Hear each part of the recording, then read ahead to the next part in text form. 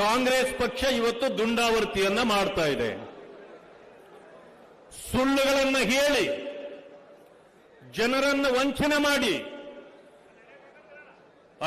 ಅಧಿಕಾರಕ್ಕೆ ಬಂದಿರತಕ್ಕಂಥ ಈ ಸರ್ಕಾರ ಇವತ್ತು ಗೂಂಡಾಗಿರಿ, ಕೊಲೆ, ಸುಲಿಗೆ, ದರೋಡೆ, ಅತ್ಯಾಚಾರ, ಕೊಲೆಗಳು ಹೀಗೆ ಅನೇಕ ರೀತಿಯ ಒಂದು ಅಟ್ಟಹಾಸವನ್ನ ಈ ಕಾಂಗ್ರೆಸ್ ಸರ್ಕಾರ ಮಾಡ್ತಾ ಇದೆ.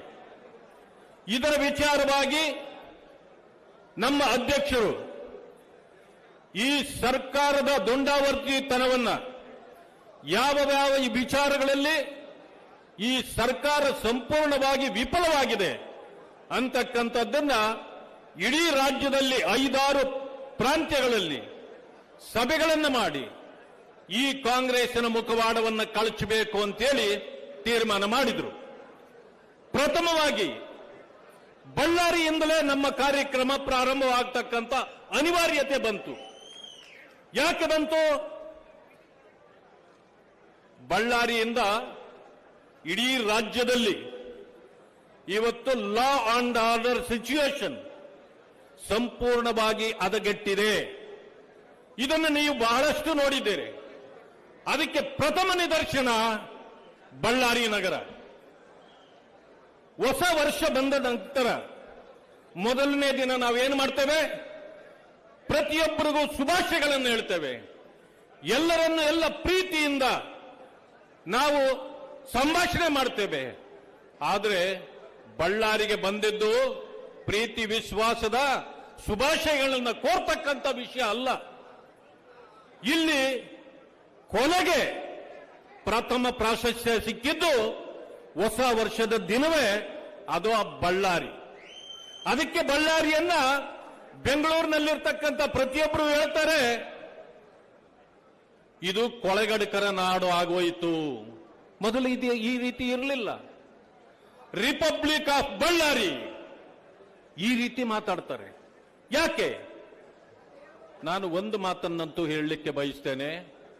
ಇಡೀ ರಾಜ್ಯದಲ್ಲಿ ನಿಮ್ಮ ಲಾ ಅಂಡ್ ಆರ್ಡರ್ ಸಂಪೂರ್ಣವಾಗಿ ವಿಫಲವಾಗಿ ಇವತ್ತು ಜನ ಪರಿತಪಿಸ್ತಾ ಇರತಕ್ಕಂಥ ಸಂದರ್ಭದಲ್ಲಿ ಸರ್ಕಾರ ತನ್ನ ತಪ್ಪುಗಳನ್ನು ತಿದ್ದುಕೊಳ್ಳಬೇಕು. ಅದನ್ನು ಬಿಟ್ಟು ಮತ್ತಷ್ಟು ದುಂಡಾವರ್ತಿ ಮಾಡ್ತಾ ಇದ್ದಾರೆ. ಹೊಸ ವರ್ಷದ ದಿನ ಬೆಳಗ್ಗೆ ಎದ್ದು ನೋಡ್ತೇವೆ, ಸಂಜೆ ಹೊತ್ತಿಗೆ ಒಂದು ಸಣ್ಣ ಬ್ಯಾನರ್ನ ವಿಚಾರ, ವಾಲ್ಮೀಕಿಯವರ ವಿಗ್ರಹ ಅಥವಾ ಪುತ್ಥಳಿಯನ್ನ ನೀವು ಇಡ್ತಕ್ಕಂಥದ್ದು. ನಾವು ವಾಲ್ಮೀಕಿಯವರನ್ನ ನಮ್ಮ ಹಿಂದುತ್ವದಲ್ಲಿ ರಾಮಾಯಣ ಮಹಾಭಾರತಗಳಲ್ಲಿ ಅವರನ್ನು ಕೊಂಡಾಡ್ತೇವೆ.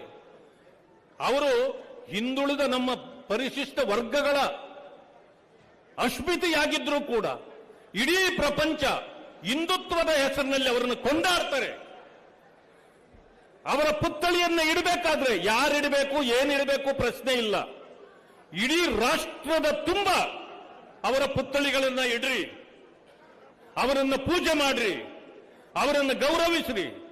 ಈ ಬಳ್ಳಾರಿಯಲ್ಲೂ 100 ಕಡೆ ಇಡ್ರಿ, ನಮ್ದು ಅಭ್ಯಂತರ ಇಲ್ಲ. ಆದರೆ ನೀವು ಮಾಡಿದ್ದೇನೋ ಒಂದು ಜನಾರ್ದನ್ ರೆಡ್ಡಿಯವರ ವಿರುದ್ಧವಾಗಿ ನೀವು ಅವರನ್ನ ಟಾರ್ಗೆಟ್ ಮಾಡಿ ಅವರನ್ನು ಕೊಲೆ ಮಾಡಬೇಕು ಅಂತಲೇ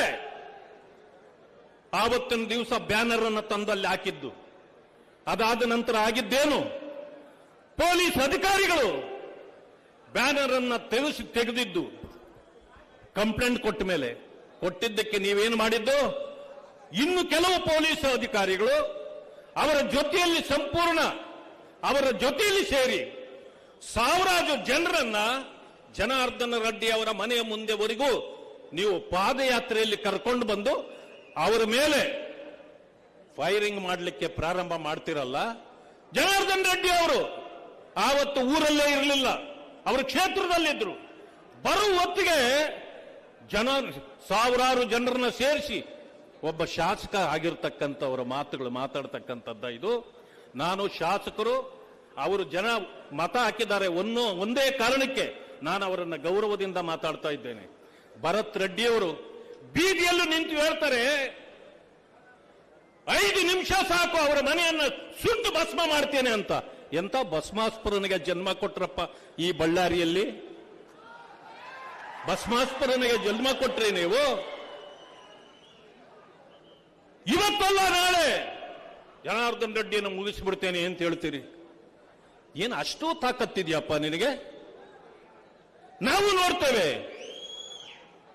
ನಾವು ಯಾವುದಕ್ಕೂ ಎದುರಂತ ಮಕ್ಕಳಲ್ಲ.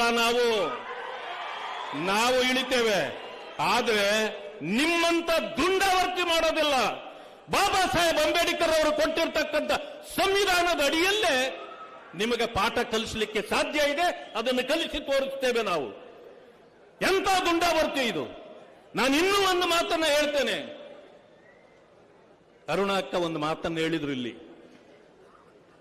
ನಾವು ಸ್ವಲ್ಪ ಯಾಮಾರಿದ್ವಿ, ಸಣ್ಣ ಪುಟ್ಟ ಜಗಳ ಮಾಡ್ಕೊಂಡ್ವಿ. ಆ ಜಗಳ ಮಾಡ್ಕೊಂಡಿದ್ದ ಕಾರಣ ಇವತ್ತು ಇಂಥ ಪರಿಸ್ಥಿತಿ ಬಂದಿದೆ ಅಂತ. ನಿಮಗೂ ಕೂಡ ಪಾಠ ಇದು. ನಿಮಗೂ ಕೂಡ ಪಾಠ ಇದು. ನೀವು ಒಂದು ದಿವಸ ಕೋಪ ಮಾಡ್ಕೊಂಡು ಮೂಗನ್ನ ಕುಯ್ದಾಕಿದ್ರೆ ಆ ಮೂಗು ಮತ್ತೆ ಬೆಳೆಯೋದಿಲ್ಲ. ನಿಮ್ಮ ಕೋಪದ ಕೂಸು, ನಿಮ್ಮ ಪಾಪದ ಕೂಸು ಇವತ್ತು ನಿಮ್ಮ ಮೇಲೆ ಅಗೆತನವನ್ನ ಸಾಧಿಸ್ತಾ ಇದೆ. ಅದರಿಂದ ಕೋಪದಿಂದ ಯಾವುದನ್ನು ಸಾಧಿಸಲಿಕ್ಕಾಗೋದಿಲ್ಲ. ನಿಮ್ಮ ಕೋಪವನ್ನು ಬಿಡ್ರಿ. ಶ್ರೀರಾಮುಲು, ಸೋಮಶೇಖರ್ ರೆಡ್ಡಿ, ರಾಜಶೇಖರ್ ರೆಡ್ಡಿ, ಜನಾರ್ದನ್ ರೆಡ್ಡಿ ಇವೆಲ್ಲರೂ ಸೇರಿ ಬಂಗಾರು ಹನುಮಂತು ಈ ಜಿಲ್ಲೆಯಲ್ಲಿರ್ತಕ್ಕಂಥ ನಾಯಕರುಗಳು ನೀವು. ಈ ರಾಜ್ಯಕ್ಕೆ ನಿಮ್ಮ ವಾಯ್ಸ್ ಬರಬೇಕು. ಇಲ್ಲಿ ಎಲ್ಲ ಬಿಜೆಪಿ ಮಯವಾಗಿತ್ತು. ನೀವು ಮಾಡಿದ ಈ ಸಣ್ಣ ತಪ್ಪಿನಿಂದಾಗಿ ಇವತ್ತು ಕಾಂಗ್ರೆಸ್ಸಿನ ಪಾಪದ ಕೂಸುಗಳು ಹುಟ್ಟುಕೊಂಡಿವೆ.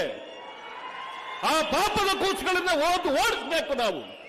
ಕಾಂಗ್ರೆಸ್ ಸರ್ಕಾರ ಇವತ್ತು ಏನು ಮಾಡ್ತಾ ಇದೆ? ಯಾರನ್ನ ಅರೆಸ್ಟ್ ಮಾಡಬೇಕಾಗಿತ್ತು?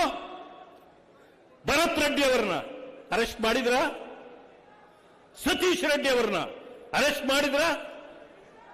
ಎಂತ ಹಟ್ಟಹಾಸ ಬೆರೀತಾ ಇದ್ದಾರೆ ಅವರು ಬರ್ತಾರೆ ಬೀದಿಯಲ್ಲಿ ನಿಂತ್ಕೊಂಡು ಸರ್ಕಾರ ಇದೆ ಅನ್ನೋ ಕಾರಣಕ್ಕೆ. ಸಮಯ ಆಗೋಯ್ತಾ? Thank you. ಬೀದಿಯಲ್ಲಿ ನಿಂತ್ಕೊಂಡು ಇವತ್ತು ನಿಮಗೆ ಧಮಕಿ ಹಾಕ್ತಾ ಇದ್ದಾರೆ. ಇದು ಮೊದಲ ಅರ್ಥ ಆಗಿದ್ದು ಮುಖ್ಯಮಂತ್ರಿಗಳಿಗೆ ಇಲ್ಲಿನ ಸಚಿವರು ನೋಡಿ, ರೆಡ್ಡಿ ಮಾತಾಡ್ತಾರೆ, ಒಂದು ಮಾತಾಡಿ, ಮಾತಾಡಲ್ಲ ಹೋಗಯ್ಯ, ಅವನಿಗೆ ಬುದ್ಧಿ ಹೇಳ್ರಿ ಅಂತಾರೆ. ಅಂದ್ರೆ ಅರ್ಥ ಏನು? ಮುಖ್ಯಮಂತ್ರಿಗಳಿಗೆ ನಿಜವಾಗಿಯೂ ಅರ್ಥ ಆಯ್ತು ಇಲ್ಲಿ ಅವರು ತಪ್ಪು ಮಾಡಿದ್ದಾರೆ ಅಂತ. ಅದಾದ ನಂತರ ನೀವು ಮಾಡಿದ ನಾಟಕಗಳು ಎಲ್ಲ ಜನರಿಗೆ ಗೊತ್ತಾಗಿದೆ. ಇವತ್ತಿನ ದಿವಸ ನಾವು ಸುಮ್ಮನೆ ಕೂತ್ಕೊಳ್ತಕ್ಕಂಥವರಲ್ಲ. ಇಡೀ ಸರ್ಕಾರವೇ ಈಗ ಅವರ ಪರವಾಗಿ ನಿಂತಿದೆ. ಗುಂಡು ನಿಮ್ಮದು, ಗನ್ ಮ್ಯಾನ್ ನಿಮ್ಮದು, ಗನ್ನು ನಿಮ್ಮದು. ರಾಜಶೇಖರ್ ರೆಡ್ಡಿ ಅಲ್ಲ, ಸೋಮಶೇಖರ್ ರೆಡ್ಡಿ ಅಂತ ಕಾಣುತ್ತೆ. ರಾಜಶೇಖರ್ ರೆಡ್ಡಿ ಪಾಪ ಅವರ ಮನೆಗೆ ಹೋಗಿದ್ದೆ ಇವಾಗ ನಾನು.